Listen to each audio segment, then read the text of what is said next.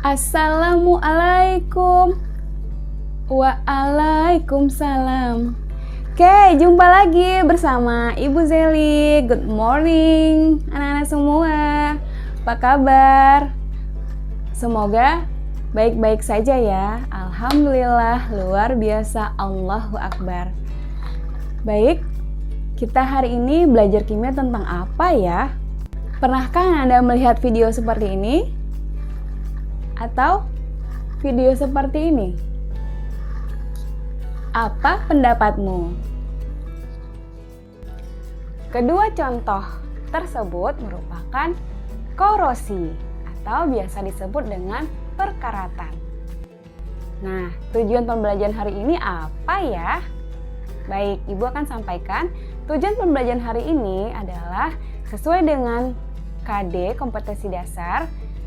Ananda semua diharapkan untuk dapat menganalisis faktor-faktor yang mempengaruhi terjadinya korosi dan cara mengatasi terjadinya korosi. Namun sebelum itu, Ibu akan mengajak kembarannya Ibu untuk bergabung bersama. Namanya Ibu Zela. Baik, kita panggil saja ya, Ibu Zela. Assalamualaikum Bu Zela, Bu Zeli. Nanti bantu jelaskan tentang korosi ya. Oke, siap. Korosi adalah rusaknya benda-benda logam yang disebabkan oleh faktor lingkungan melalui reaksi reduksi oksidasi. Faktor-faktor yang menyebabkan terjadinya korosi adalah 1. Adanya air dan oksigen di udara. 2. Adanya kelembaban udara. Jadi semakin lembab, semakin cepat untuk terjadinya korosi. Kemudian adanya garam atau larutan elektrolit lainnya. Itu makanya besi yang di sekitar air laut akan lebih cepat berkarat karena air laut mengandung banyak sekali garam. Yang keempat adalah faktor temperatur. Semakin tinggi temperatur atau suhu, maka korosi akan cepat terjadi. Ini berhubungan dengan pelajaran di kelas 11, yaitu tentang laju reaksi, di mana semakin tinggi suhu, semakin cepat laju reaksi. Yang kelima adalah pH.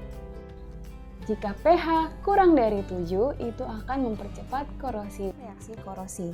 Korosi pada besi terjadi karena adanya kontak dengan air. Nah, reaksinya seperti ini. Ada 2 elektron dan di anoda besi mengalami oksidasi, menghasilkan 2 elektron.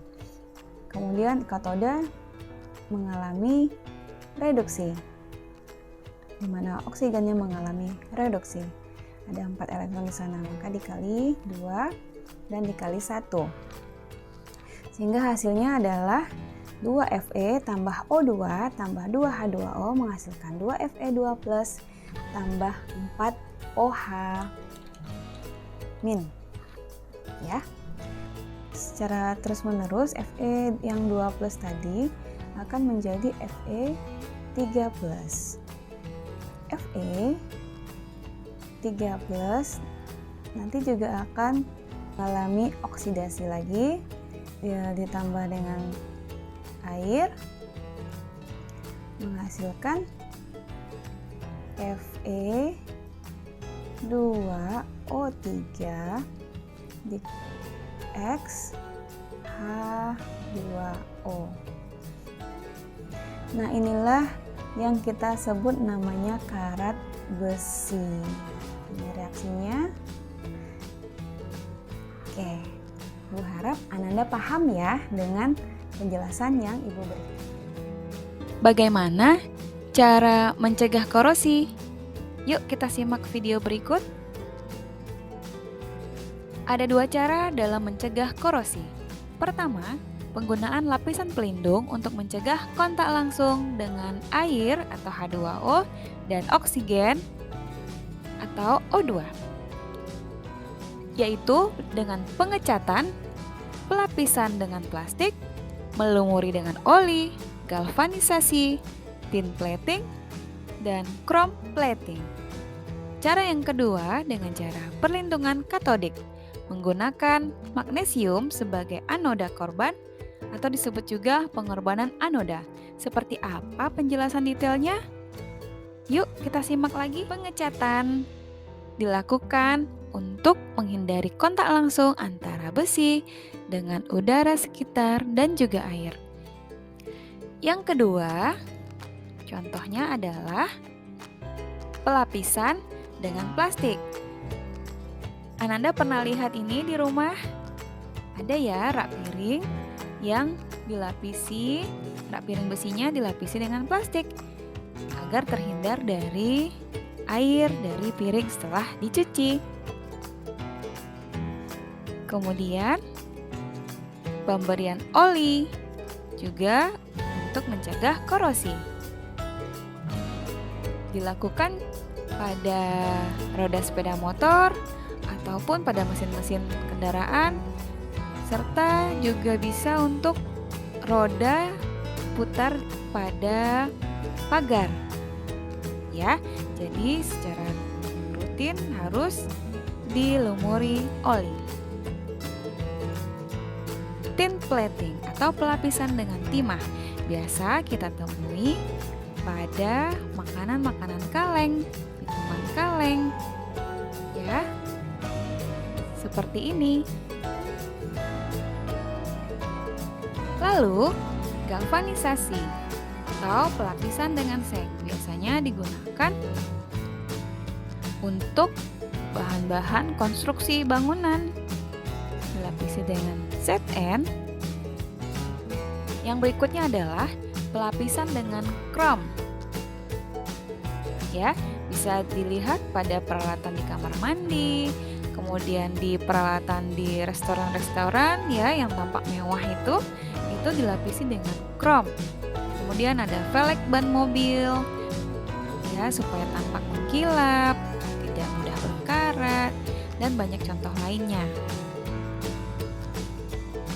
Nah, ini cara yang kedua adalah perlindungan katodik. Menggunakan